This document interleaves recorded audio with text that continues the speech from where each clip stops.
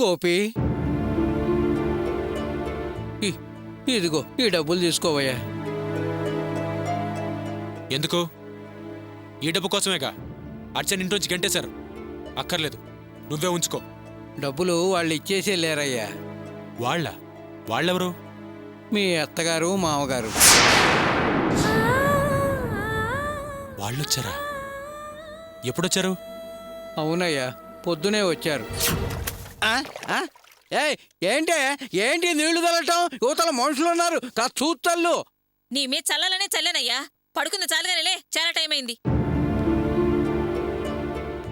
వాసు, రారా.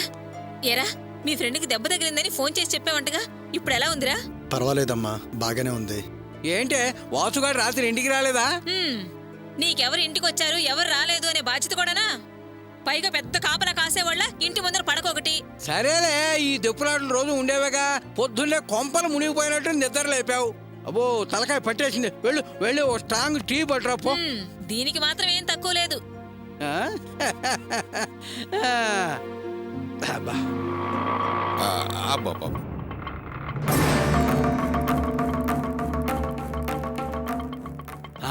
ఏంటి బావగారు చెల్లెమ్మ మా ఇంటికి వచ్చారు? బావగారు రండి రండి. రండి బావగారు, రండి, లోపలికి రండి. మేమే లోపలికి రాం గాని కాస్త మీ ఆవిడని పిలవండి, మాట్లాడి వెళ్తాం. అలాగే. భాగ్యం, భాగ్యం, ఎక్కడున్నావే?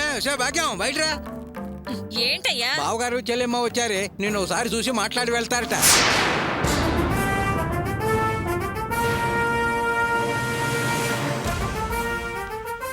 పాపాత్మురాలా, నువ్వు అసలు ఆడదానివేనా? జాలి దయాలేని రాక్షసులా ప్రవర్తిస్తున్నావు. నువ్వు ఇద్దరు పిల్లల్ని కన్నావు కదా, ఇలాగేనా ప్రవర్తించేది? అరే, కాపురానికి కని నీ ఇంటికి కోడలుగా వచ్చిన నా కూతుర్ని అష్ట కష్టాలు పెడుతున్నావు కదే. నా కూతురి బతుకుతో చెలగాటం ఆడుతున్నావు కదే. దాని భర్త ఇంట్లో లేని టైం చూసి దాన్ని బయటకి ఎండడం ఇది రెండోసారి. ఎందుకే దాని మీద ఇలా పగబట్టావు? చూడు, నీకు ఖచ్చితంగా దాని ఉసురు తగిలి తీరుతుంది.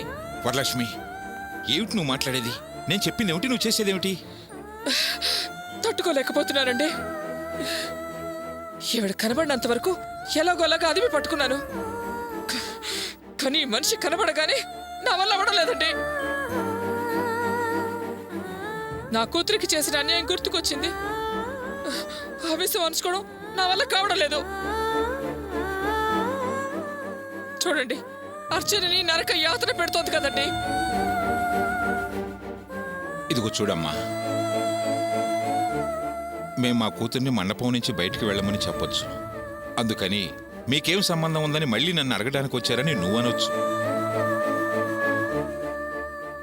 కానీ మేము న్యాయం, ధర్మం, తప్పుల గురించి మాట్లాడటానికి రాలేదు.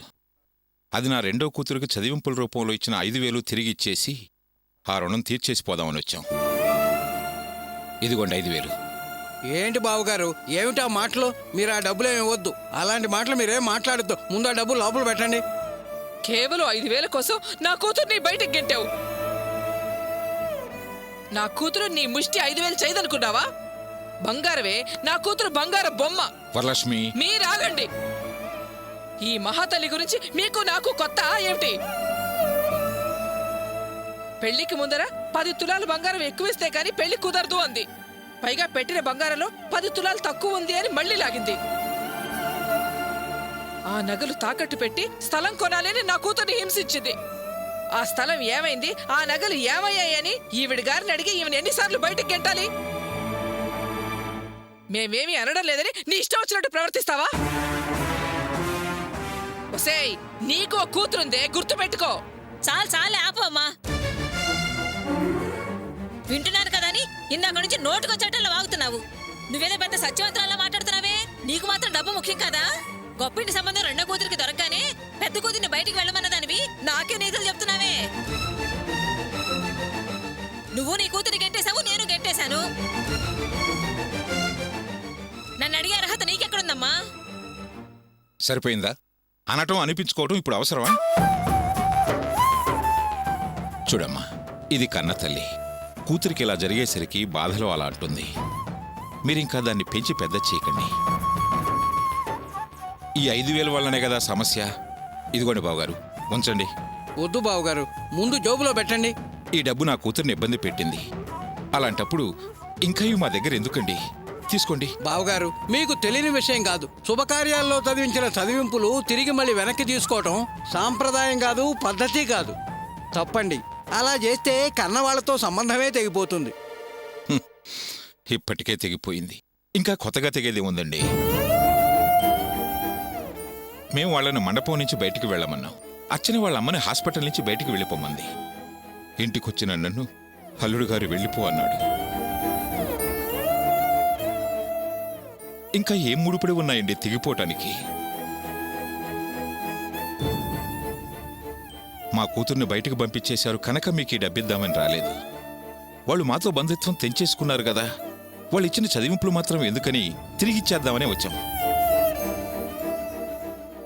వాళ్ళకిచ్చి బాకీ తీర్చేసుకుందామని వచ్చామండి.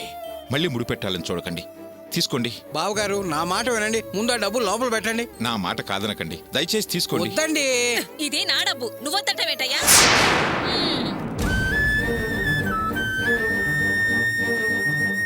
బావగారు, ఆ, ఉంటామండి. ఆ, మంచిదండి.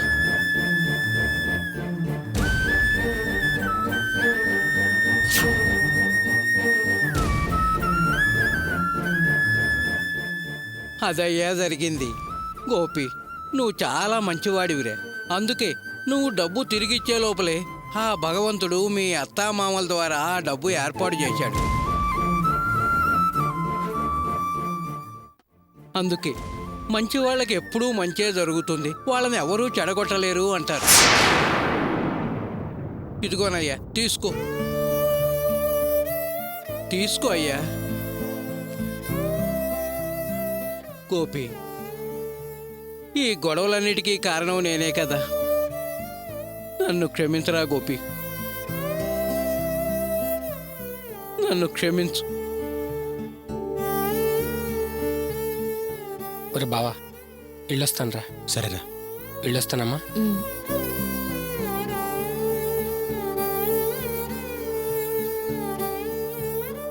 అర్చన, పద వెళ్దాం. ఎక్కడికి? మీ ఇంటికి. నా ఇల్లు ఇదే కదా, వేరే ఇల్లు ఎక్కడుంది? అంటే నా ఉద్దేశం మీ అమ్మ వాళ్ళ ఇంటికి. నాకు అమ్మా నాన్న ఇల్లు ఎక్కడుంది? వాళ్లతో అమ్మా నాన్న అన్న చెల్లి అనే సంబంధం పూర్తిగా తెంచేసుకున్నాను కదా, ఇంకా ఆ ఇంటికి వెళ్ళడం ఏంటి? ఎందుకు అర్చన అలా మాట్లాడతావు? నువ్వెంత కాదనుకున్నా వాళ్ళు నీకు అమ్మా నాన్న. నీకు జరిగిన అవమానం తట్టుకోలేక వాళ్ళు ఇక్కడికి వచ్చారు. పద్ధతి కాదు, సంస్కారం అంతకన్నా కాదు. మనం వెళ్ళి ఈ డబ్బులు ఇచ్చి వచ్చేద్దాం. పద. వద్దు, ఈ డబ్బు వాళ్ళకి ఇవ్వాల్సిన అవసరం లేదు. ఎందుకంత పట్టుదల నీకు? ఎందుకు పంతానికి పోతావు? నేనేం పంతానికి పోలేదు, పట్టుదల అంతకన్నా లేదు. మరి నీ మాటలు ఏమనుకోవాలి? నువ్వు నేను అనుకోవడం కాదు, మావయ్య ఏం చెప్పారో విన్నావు కదా. వాళ్ళీ డబ్బు నా మీద ప్రేమతో ఇవ్వలేదు, సంబంధం పూర్తిగా తెంచుకోవడానికే ఇచ్చారు. అలాంటప్పుడు వాళ్ళింటికి వెళ్ళి మళ్ళీ డబ్బిస్తే మనమే సంబంధం కలుపుకున్నట్టవుతుంది. పూర్తిగా తెగిపోయిన సంబంధాన్ని కలుపుకోవడం నాకిష్టం లేదు. ఇది నీ కష్టార్జితం, అందుకే అటు వెళ్ళి కూడా మళ్ళీ ఇటే వచ్చింది. దీన్ని జాగ్రత్తగా దాచుకోవాలి. దాచుకోవాల్సిన అవసరమేం లేదు. ఏం చేస్తావో నీ ఇష్టం. నేను షెడ్కి వస్తాను. అరే, ఇప్పుడే కదా వచ్చావు, అంతలోనే వెళ్తున్నా? షెడ్లో చాలా పనుంది, వెళ్ళాలి. రాత్రంతా నిద్రుండుండదు. కాసేపు ప్రశాంతంగా నిద్రపో. ఇంతలో నేను వంట చేస్తాను, తినేసి వెళ్దు గాని. సరే.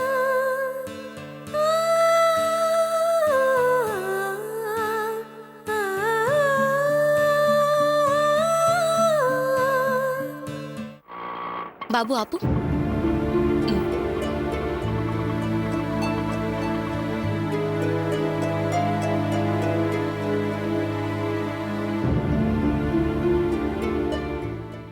హలో నాన్న, నేను వచ్చేసాను. ఆ బ్లాక్ కలర్ గేట్ ఉన్న ఇల్లే కదా? అవును నాన్న. చిన్నగా లోపలికెళ్ళు. రాఘవరావు అని ఒక అతను ఉంటాడు.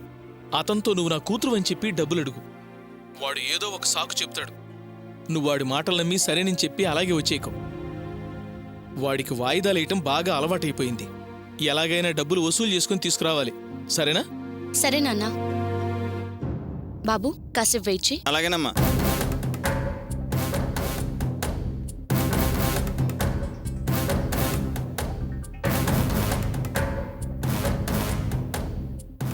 హలో, చెప్పండి సార్.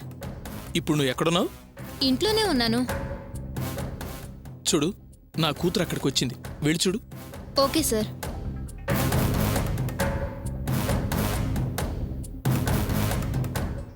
వస్తుంది సార్. మా ఓనర్ కూడా బయటే ఉన్నాడు.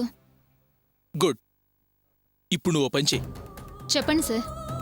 నా కూతురు హౌస్ ఓనర్తో మాట్లాడేటప్పుడు అది చూసేటట్టుగా నువ్వు తాళం వేసి బయటికెళ్ళు. Okay sir. ఇదిగో, అది నీతో మాట్లాడేంత అవకాశం ఇవ్వకు. జస్ట్ దానికి కనపడు, అంతే. సరే సార్, ఇక నాకు వదిలేయండి, నేను చూసుకుంటాను కదా. జాగ్రత్త.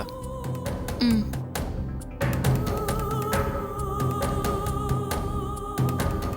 ఏమ్మా, ఎవరు నువ్వు? ఏం కావాలి? నేను మాధవరావు గారి అమ్మాయిని. మా నాన్న మీ దగ్గర డబ్బులు వసూలు చేసి తీసుకురమ్మని పంపించారు. ఆ? మాధవరావు ఎవరు? నేను డబ్బులు ఇవ్వడం ఏమిటి, నువ్వు వసూలు చేయడం ఏమిటి? నువ్వు రాంగ్ అడ్రస్కి వచ్చి అడుగుతున్నట్టున్నావు. మీరు రాఘవరావే కదా? అవును, నేను రాఘవరావుని. నెంబర్ 3 రామాలయం వీధి ఇదే కదా? ఇదే. అయితే మా నాన్న చెప్పిన అడ్రస్ ఇదే. మీరు మా నాన్న దగ్గర ₹1,00,000 అప్పు తీసుకున్నారు కదా? అడిగినప్పుడల్లా వాయిదాలు వేస్తున్నారట. నాన్న ఊరికెళ్లారు. నాకు ఫోన్ చేసి వసూలు చేసుకుని రమ్మన్నారు. అమ్మా, నువ్వు చెప్పే అడ్రస్సు కరెక్టే, పేరు కరెక్టే. నేనెవరి దగ్గర అప్పు చేయలేదు. ఆ అలవాటు నాకు లేదు. లేదండి, నేను మా నాన్నని అడిగాను. ఈ బ్లాక్ గేటే ఆనవాలుగా చెప్పారు. చూడమ్మా, ఇలాంటి బ్లాక్ గేట్లు ఈ వీధిలో 100 ఉన్నాయి. ఎందుకైనా మంచిది మీ నాన్నకి మరోసారి ఫోన్ చేసి అడుగమ్మా. అంకుల్, ఆ? నేను బయటికి వెళ్ళొస్తాను. సరేనమ్మా.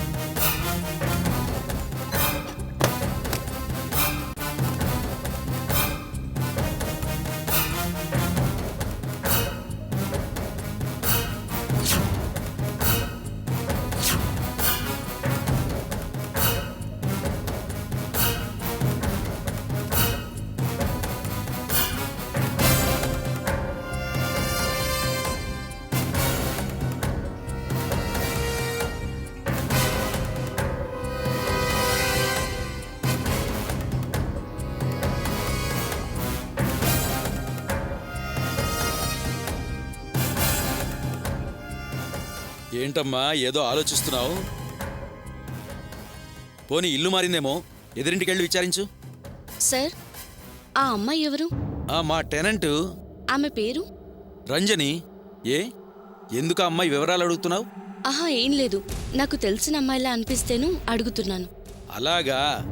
ఈ మధ్యనే పెళ్ళయింది, కొత్తగా ఇక్కడ కాపురం పెట్టారు. వాళ్ళ ఆయన పేరు వాసు.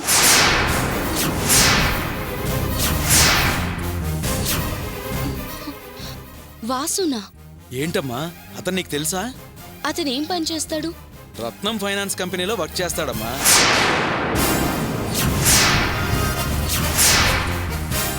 వాళ్ళది లవ్ మ్యారేజ్ అట.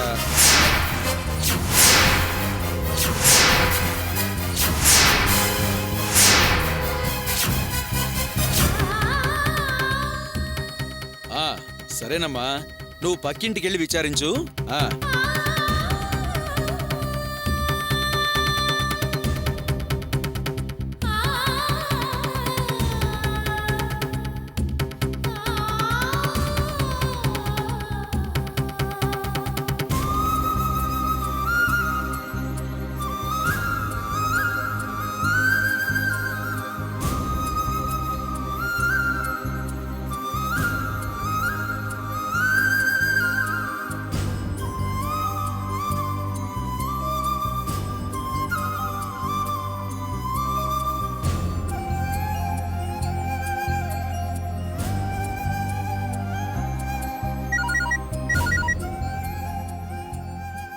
చెప్పండి నాన్న. ఎక్కడున్నావమ్మా? వాడు డబ్బులిచ్చాడా? అడ్రస్ ఇది కాదు నాన్న. అతను నేనేం బాకీ లేనని చెప్తున్నాడు. ఓ, అడ్రస్ తప్పా? అడ్రస్ కరెక్టే, కానీ నేనేం అప్పు చేయలేదు, ఆ అలవాటు నాకు లేదు అని చెప్తున్నాడు. ఇలాంటి బ్లాక్ గేట్స్ ఈ వీధిలో 100 ఉన్నాయని చెప్తున్నాడు. సర్లేమ్మా, నువ్వేమీ ఆ వీధి ఈ వీధి అని తిరక్కో. నేను ఇక్కడ వచ్చిన పని అయిపోయింది. నేను ఊరొచ్చాక వాడి సంగతి చూసుకుంటానులే. నువ్వు ఇంటికెళ్ళమ్మా. సరే నాన్న. జాగ్రత్త. అలాగే.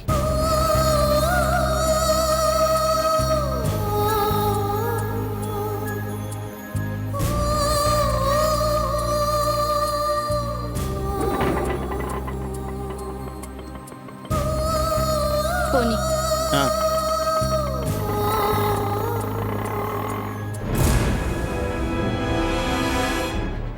రే రాథోడ్, చెప్పండి సార్. మనం వచ్చిన పని అయిపోయింది. హోటల్ వేకెట్ చేయాలి. అలాగే సార్.